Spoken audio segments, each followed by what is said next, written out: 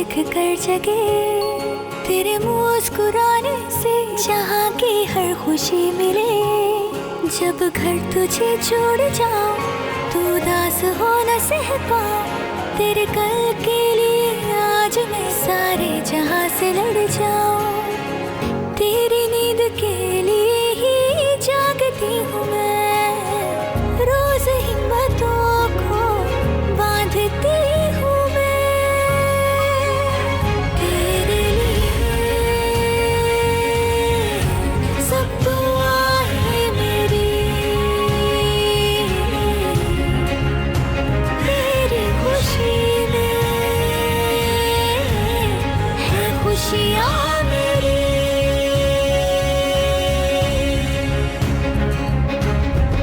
मैं हूँ हिना सलमान और मेरे 2 बच्चे हैं, मेरी एक बेटी और मेरा एक बेटा है।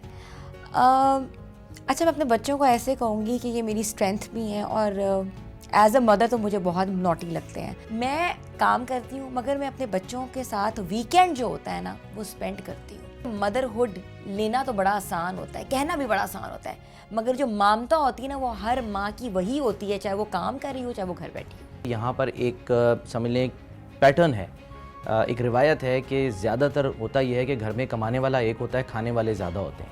तो मैं तो ये समझता हूँ कि मियाँ बीवी दोनों को मिलकर काम भी करना चाहिए, कमाना भी चाहिए, तो ही घर चलते हैं। और इसमें एक मुश्किल टास्क होता है पेरेंटिंग करना, लेकिन ये आपकी ज़िम्मेदारी है, ये मियाँ बीवी की या वालिदैन की ज़िम्मेदारी है कि वो अपने बच्चों को उन्होंने भरपूर तरीके से जो है ना वो टाइम भी देना है, उनको कहीं आउटिंग के लिए भी लेके जाना है, उनको एक्सपोजर भी देना है और उनकी तरबियत भी अच्छी करनी है। तालीम के साथ तरबियत बहुत ज़रूरी है। मेरी बेगम ज़ाहिर है वर्क भी करती हैं, नौकरी पेशा भी हैं, अपना बिज़नेस भी है, उनका कारोबार भी है छोटा सा, वो भी करती हैं। और उन तमाम चीज़ों के दरमियान वो घर को भी देखना, बच्चों को भी देखना। तो मेरे हिसाब से ये उनको मैसेज जा रहा है कि जी हमारे जो माँ बाप हैं दोनों वो इक्वली काम करते हैं और इक्वली जो है वो पार्टिसिपेट करते हैं। हम चाहे काम करें, चाहे हम लोग पूरा दिन घर में ना हों, मगर हम अपने बच्चों, कोई माँ ऐसी नहीं होगी जो अपने बच्चों को क्वालिटी टाइम नहीं देती होगी। ये बहुत इम्पॉर्टेंट है और ये जो भी मेरी बेगम हो या जो भी ख़वातीन कर रही हैं, मैं समझता हूँ कि उनको हमें सैल्यूट करना चाहिए। एक ट्रांजिशन पीरियड आया था जिसको हम कोविड कहते हैं और हमारी ज़िंदगियों को बहुत अफेक्ट किया इस ट्रांजिशन ने। कोविड में मेरे बच्चों ने ना एक्टिविटीज़ जो है वो घर में शुरू कर दी और होता था कि हर वक्त कोई ना कोई उधम मचाए के रखी हुई, कभी इधर कभी उधर, कभी ऐसे कभी वैसे। स्कूल भी नहीं था। अच्छा, कोविड ने ही मुझे बताया कि मेरे बच्चों के कौन से एट्रीब्यूट्स हैं। तब मुझे पता लगा कि मैंने कुछ चीज़ें कैसे मिस की उनके साथ, जिनका कभी कभार मुझे थोड़ा गिल्ट भी होता है। अच्छा, पहले तो कोविड की वजह से वो आइसोलेटेड थे, वो जो चीज़ें उन्होंने मिस की हुई हैं, जो कि 2 साल का जो पीरियड था, 2 साल का बहुत बड़ा एक पीरियड था। तो मैंने ये सोचा कि मैं अपने वीकेंड पे उनको बाहर लेके जाऊं और उनको एक सरप्राइज़ दूं। हर वीकेंड मैं चाहती हूँ कि मैं उनको कहीं ना कहीं कोई ना कोई एक्टिविटीज़ में उनको इंगेज रखूं। बच्चों के लिए आउटिंग बहुत ज़रूरी है। जो लोग अगर कहीं अफोर्ड नहीं कर सकते तो वो पाकिस्तान में अपने शहर में जहाँ पर मौजूद हैं, ऐसी जगह वहाँ पर हैं, वहाँ जाएं, बच्चों को ज़रूर लेकर जाएं। जो हमारे यहाँ मुख्तलिफ़ जो ऐसे मकामात हैं जिनसे हमारी जो तारीख़ है पाकिस्तान की वो जुड़ी है, वहाँ उनको लेके जाएं तो बच्चों को ज़ाहिर नॉलेज भी मिलेगी, एक्सपोजर भी मिलेगा। उनको ये नहीं पता कि मीनार पाकिस्तान जितना खूबसूरत मॉन्यूमेंट है उसकी क्या हिस्ट्री है, उसको क्यों बनाया गया था। तो मैंने सोचा कि मैं अपने बच्चों को लेके जाऊँ मीनार पाकिस्तान। इतवार का दिन एक ही छुट्टी होती है, तो उस छुट्टी में यही कोशिश होती है कि या तो रेस्ट करें या ये कि अगर बहुत हुआ तो फैमिली के साथ टाइम स्पेंड कर लें। लेकिन ये क्योंकि पूरे दिन का एक ज़ाहिर है एक प्रोग्राम था, तो मैं इस वजह से मैंने थोड़ा सा आप ये कह लें कि अवॉइड किया कि बच्चे चले जाएं, घूम फिर लें। और खामा में मेरी वजह से फिर मैं कहता जी जल्दी जाना है, घर जाना है, तो वो परेशान होते, तो इस वजह से ना जाने की ये वजह है।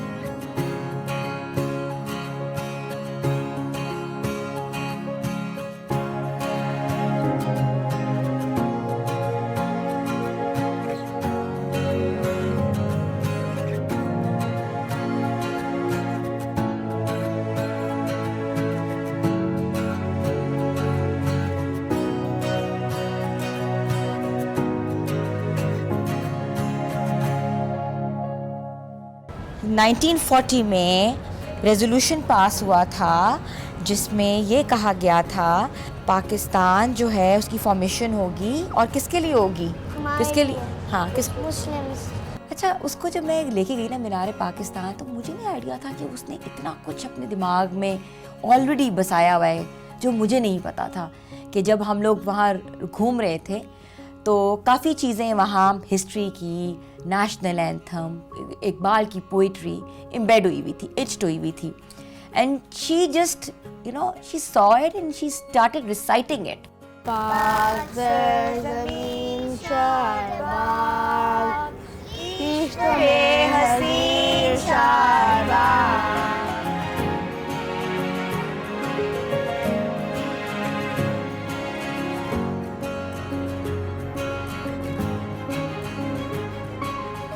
It was a very different moment for me. Quaid-e-Azam बहुत अच्छे हैं, वो इंटेलिजेंट है, उन्होंने हमारे लिए पाकिस्तान बनाया। हाँ, he was very intelligent, no doubt about him. मम्मा मीनार पाकिस्तान कितना बड़ा है? बेटा ये 196 फीट है। पिक्चर्स में कायद-ए-आज़म होता है, लेकिन मीनार पाकिस्तान कहाँ होता है? बेटा मीनार पाकिस्तान जो है ना वो 1960 में बना था और रेजोल्यूशन पास हुआ था 1940 में, तो काफ़ी साल बाद बना था। बहुत सारे क्वेश्चंस जो थे वो मुझसे मेरे बच्चों ने किए, तो उन क्वेश्चंस के जवाब देने के लिए मैंने सोचा कि मैं क्यों ना इनको हिस्ट्री म्यूज़ियम ले जाऊं। अब हिस्टोरिक म्यूज़ियम जो है उसको हिस्ट्री म्यूज़ियम कहते हैं। खैर मैंने नाम पढ़ा बाहर से तो मुझे बड़ा अच्छा लगा, क्योंकि वो म्यूज़ियम मैंने भी नहीं देखा था, मैं आपको सच बताऊं। मंटो पार्क में वो सिचुएटेड है और बहुत खूबसूरत म्यूज़ियम।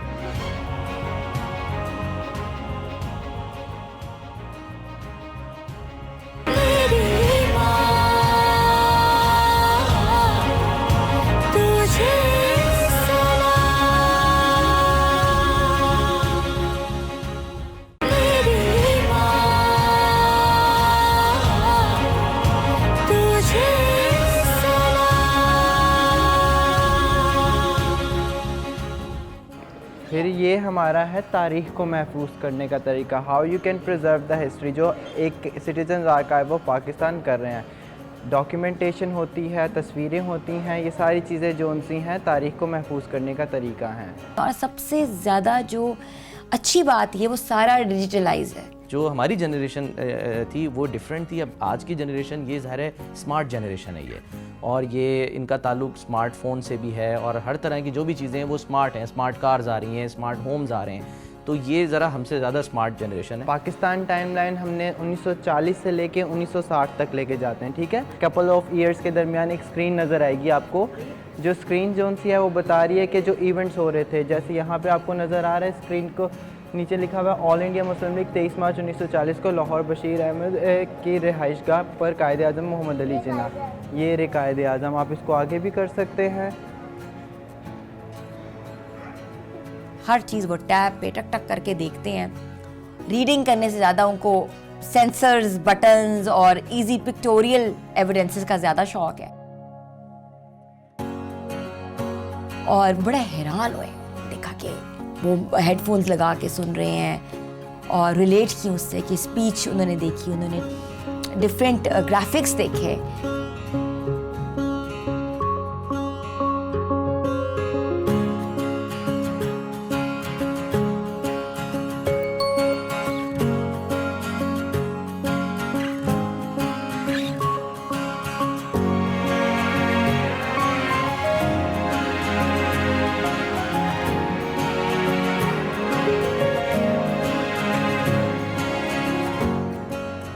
उन्होंने डिफरेंट कहते हैं कि पिक्चर्स देखी, और इवन कि उन्होंने एक कायद-ए-आज़म के साथ पिक्चर भी खिंचवाई। उनको बड़ा शौक था कि मैं कायद-ए-आज़म के साथ पिक्चर खिंचवाऊँ। वो एक ग्राफिकली उन्होंने क्रिएट किया हुआ था।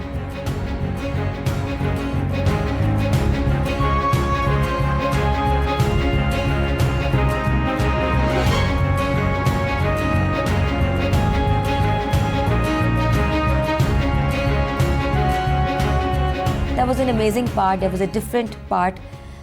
ऐसा लगा जैसे वो बायगॉन डेज में चले गए हैं और नॉस्टैल्जिक मोमेंट थी, एक हिस्ट्री के अंदर जाना इट्सेल्फ बच्चों के लिए एक डिफरेंट चीज़ थी। इसमें कोई शक नहीं है कि मैं, क्योंकि मैंने बताया कि अवेलेबल नहीं था, तो फिर ये कि मेरी जो वाइफ हैं वो लेके बच्चों को गई और बच्चों ने खूब इन्जॉय किया।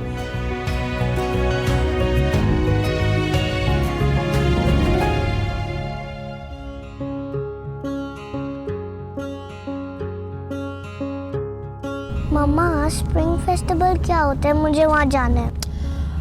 स्प्रिंग सीज़न शुरू हो गया और तुमने देखा नहीं हर तरफ कितने फ्लावर्स हैं और कितने कॉन्सर्ट्स हो रहे हैं और कितने फूड फेस्टिवल्स हो रहे हैं। तो स्प्रिंग सीज़न जब आता है ना तो फेस्टिवल्स शुरू हो जाते हैं। तो हमने रुख किया म्यूज़ियम से, जहाँ हमने सोचा कि हम लोग जश्न बहारा का जो मेला लगा हुआ है रेस कोर्स पार्क में, वहाँ चलें।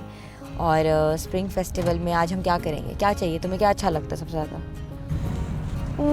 राइड्स लेने, स्टॉल में देखने क्या क्या लगा हुआ है, खाना खाने।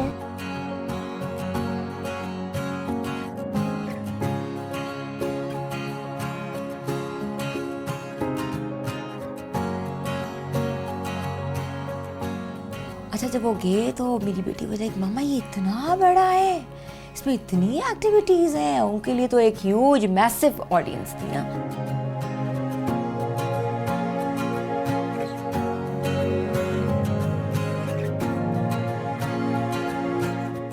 झूले भी लिए वहाँ और जब वो गए हैं तो उनको ऐसे लगा जैसे वो कोई बच्चा आज़ाद नहीं होता, किसी बच्चे को आपने आज़ाद कर दिया है।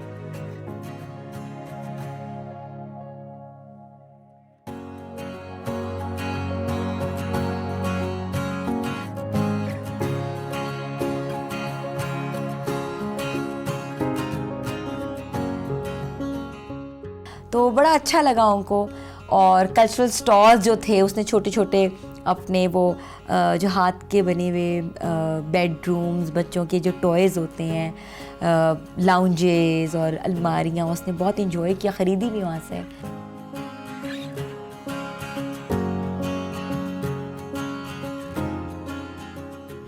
गाँव का जो कल्चर है वो एक डिफरेंट कल्चर है, और जो रूरल जिसे कहते हैं हम, तो अर्बन यानी कि कल्चर को देखते हैं ना, तो बच्चे हमारे, तो मेरा ख्याल है कि रूरल कल्चर भी उनको दिखाएं। तो ऐसा ना हो कि आने वाले दिनों में बिल्कुल ही ये जो एक कल्चरल आइडेंटिटी है, आइडेंटिटीज़ बल्कि ये कह लें, ये माधूम होती चली जाएं।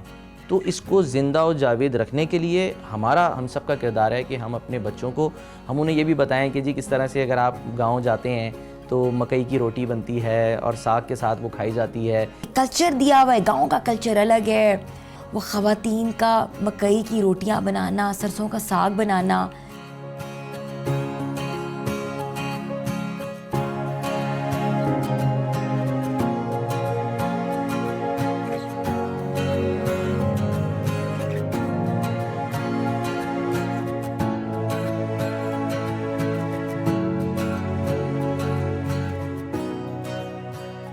वो मकई के दाने बेचना, ये चीज़ें, चाटी की लस्सी, ये चीज़ें अब नहीं है।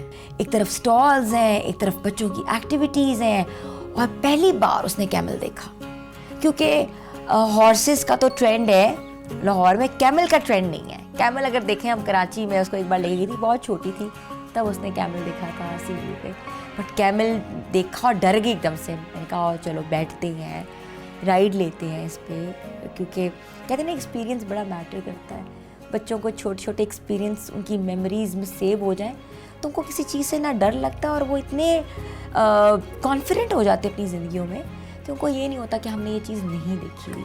अच्छा, मेले में ना मेरे बेटे को ना थोड़ी सी गर्मी भी लग रही थी, थोड़ी क्या काफ़ी गर्मी लग रही थी, और वो कभी इधर कभी उधर जा रहा था, क्योंकि ये तो पेरेंटल एक पार्ट है, एक उनकी नरिशमेंट का एक हिस्सा है कि माँ बाप अपने बच्चों को हर मौसम के बारे में बताएं, हर मौसम में किस तरह अपनी ज़िंदगी गुजारनी है और कैसे अपनी लाइफ का हिस्सा बनाना है, वो हम ही बता सकते हैं, वरना ये दुनिया बड़ी बड़ी बड़ी बड़ी सख्त है।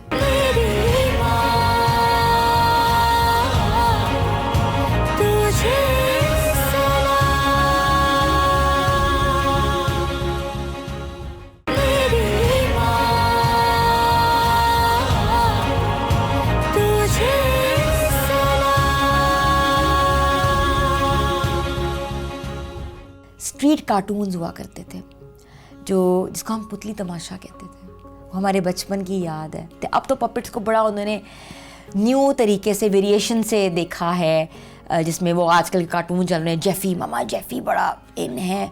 तो उनको ये नहीं पता ये जो जेफ़ी कैरेक्टर है ये हमने 20 साल पहले देखा हुआ है। ये हाथ से बनाए जाते थे, इसके पीछे कितना आर्ट था। और ये जो पुतली तमाशा है जिसको हम पपेट शो कहते हैं, उसकी क्या इम्पोर्टेंस थी, उसकी हमारी फोकलोर टेल में डिफरेंट कहानियों के साथ पूरा कैरेक्टर बिल्ड करके परफॉर्मेंस हुआ करती थी, और वो हाथ के साथ स्ट्रिंग्स को अटैच करके प्ले किया जाता था। अच्छा, उनको नहीं पता था कि लाहौर में पपेट म्यूज़ियम है।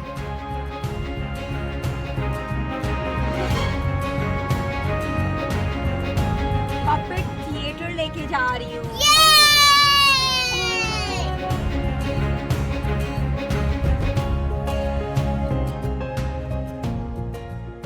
पपेट म्यूज़ियम गए हम और बहुत अच्छा लगा, जहाँ एकदम से वो हैरान हो गए कि ये बहुत स्केरी लग रहे हैं, ये बहुत वो हैं। बट आहिस्ता आहिस्ता कहते हैं ना कि जब देख रहे थे तो मुझे भी पीटीवी के कुछ प्लेज़ या कुछ शोज़ याद आ गए, जिसमें से बच्चे मन के सच्चे जो थे, जब वो लगता था तो दुनिया काम छोड़ के सिर्फ टीवी देखती थी। और ये पपेट्स जो है उन्होंने एक पूरा हिस्सा बनाया हुआ था जहाँ पीटीवी के डिफरेंट पपेट्स को उन्होंने ट्रिब्यूट दिया हुआ था। वो बहुत एक पुराना नॉस्टैल्जिक लगा, एक पुराने दिन याद आ गए। बहुत डिफरेंट स्टेशन है और उसमें दुनिया जहाँ के दुनिया भर के पपेट्स हैं।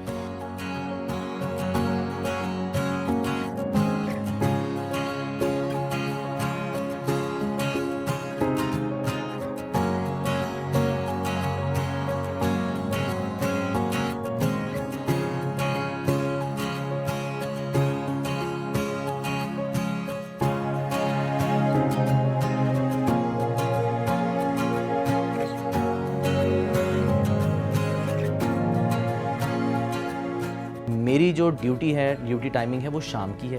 जो मेरी वाइफ हैं वो मॉर्निंग में होती हैं, वो मॉर्निंग शो करती हैं। मैं जो हूँ वो इवनिंग में न्यूज़ या प्रोग्राम्स करता हूँ।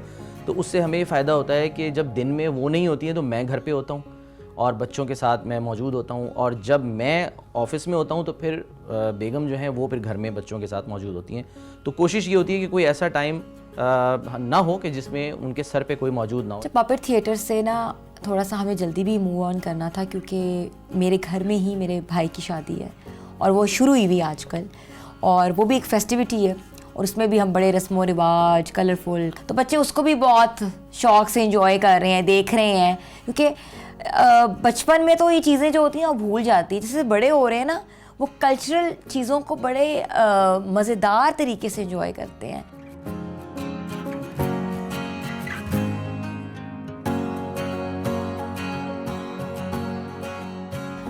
हम जितना मर्जी को कह देना कि मेहरबान आपने कल्चरल फूड खाना है, आपने घर का खाना खाना है, बट वो यही होता है कि जंक जो है ना उसने हमेशा से इनके सरों पे, क्या हमारे सरों के ऊपर डंडा मारा हुआ है। समटाइम्स तो मैं इंकरेज करती हूँ कि फ़ास्ट फूड खा लो, बट समटाइम्स मैं कहती हूँ नहीं, आज जो मर्जी हो जाए, आज वीकेंड नहीं है, क्योंकि वीकेंड मैं इनको इंडोर्स करती हूँ कि आप खा लो, but not the entire week. क्योंकि इंटायर वीक इससे मुझे ये लगता है कि बीइंग अ मदर मेरे बच्चे कमज़ोर ना रहें, मेरे बच्चों को प्रॉपर न्यूट्रिशन मिल रहा जाए, मेरे बच्चे दूध टाइम पे पिएं, मेरे बच्चे फ्रूट खाएं, या मेरे बच्चे किसी चीज़ में लैक ना करें। बच्चों की तरबियत में जो सबसे इम्पॉर्टेंट रोल प्ले करती है, जो पहली दरजगाह होती है, वो माँ की गोद ही होती है।